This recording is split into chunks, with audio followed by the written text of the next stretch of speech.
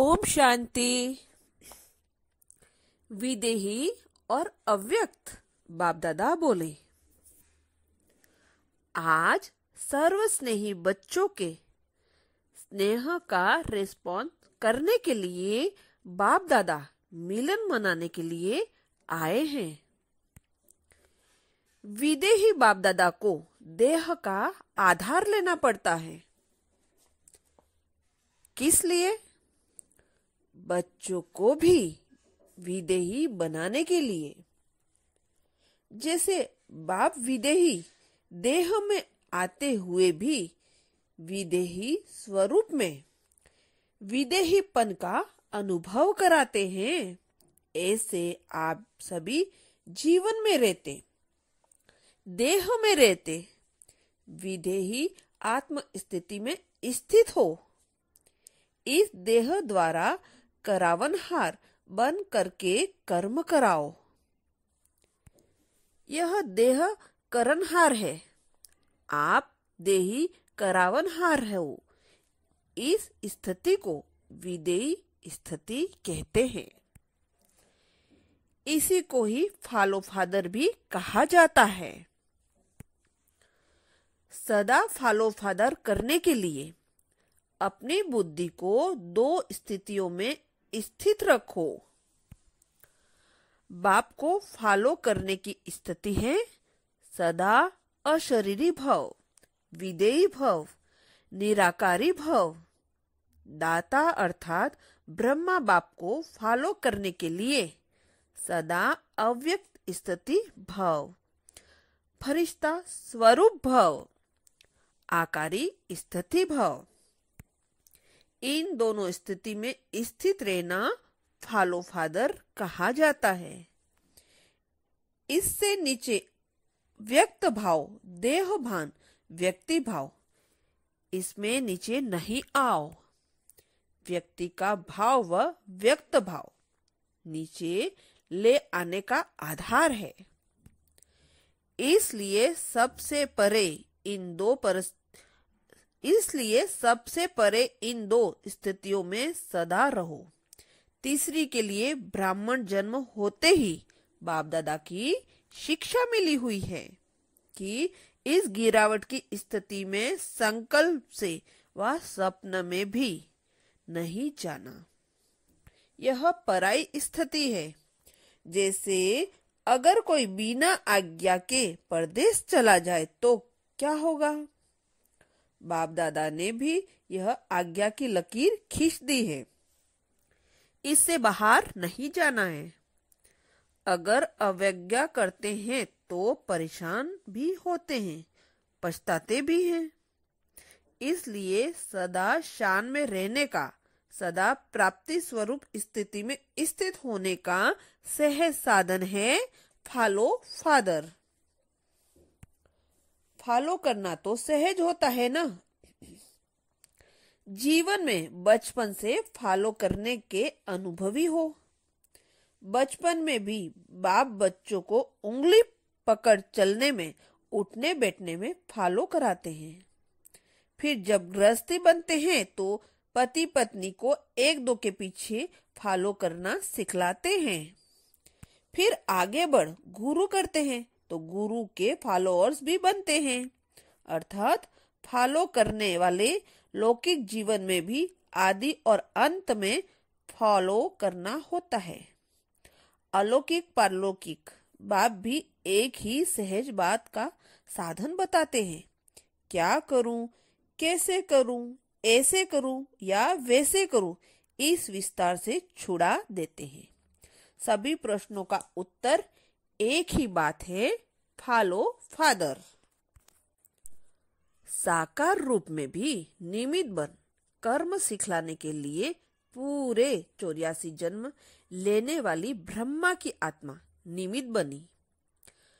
कर्म में, कर्म बंधनों से मुक्त होने में, कर्म संबंध को निभाने में, देह में रहते विदेही स्थिति में स्थित रहने में, तन के बंधनों को मुक्त करने में, मन की लगन में मगन रहने की स्थिति में, धन का एक एक नया पैसा सफल करने में, साकार ब्रह्मा साकार जीवन में निमित्त बने। कर्म बंधनी आत्मा कर्मातीत बनने का एग्जाम्पल बने तो साकार जीवन को फॉलो करना सहज है ना। यही पाठ हुआ फॉलो फादर।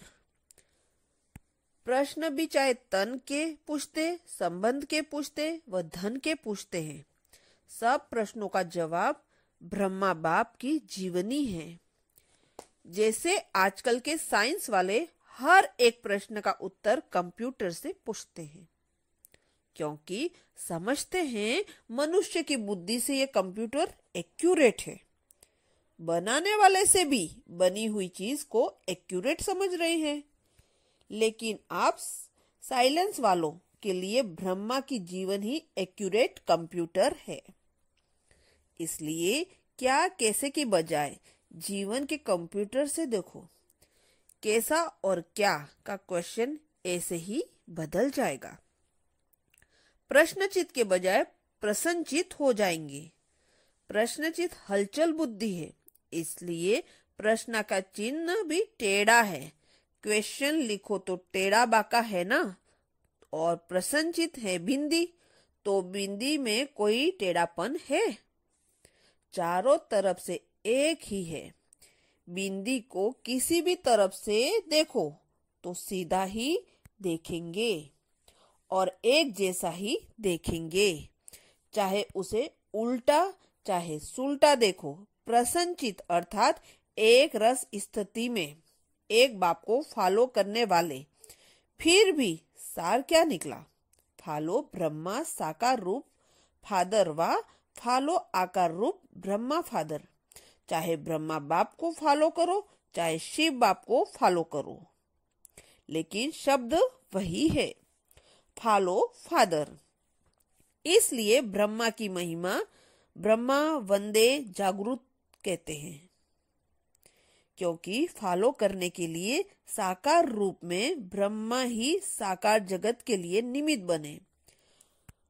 आप सभी भी अपने को शिव कुमार शिव कुमारी नहीं कहलाते हो, ब्रह्म कुमार कुमारियां कहलाते हो। साकार रचना के निमित्त साकार श्रेष्ठ जीवन को सैंपल ब्रह्मा ही बनाता है। इसलिए सदगुरु शिव बाप को कहते हैं, गुरु सिखलाने वाले को भी कहते हैं। जगत के आगे सिखलाने वाले ब्रह्मा ही निमित्त बनते हैं, तो हर कर्म में फॉलो करना है। ब्रह्मा को इस हिसाब से जगत गुरु कहते हैं, इसलिए जगत ब्रह्मा की वंदना करता है। जगत पिता का टाइटल भी ब्रह्मा का ही है। विष्णु को व शंकर को प्रजापिता नहीं कहते, वह मालिक के हिसाब से पति कह देते हैं, लेकिन है पिता। जितना ही जगत का न्यारा उतना ही जगत से प्यारा बन।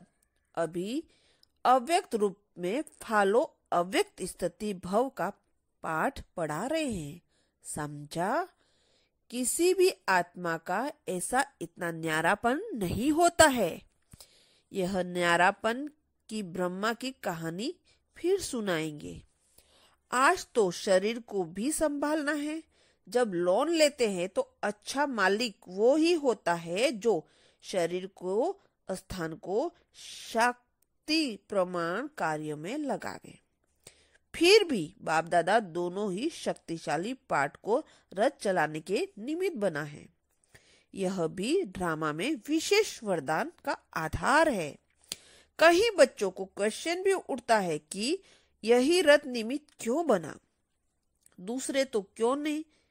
दूसरे तो क्या गुलजार बहन को भी उठाना है? लेकिन जैसे ब्रह्मा भी अपने जन्मों को नहीं जानते थे ना, यह भी अपने वरदानों को भूल गई है।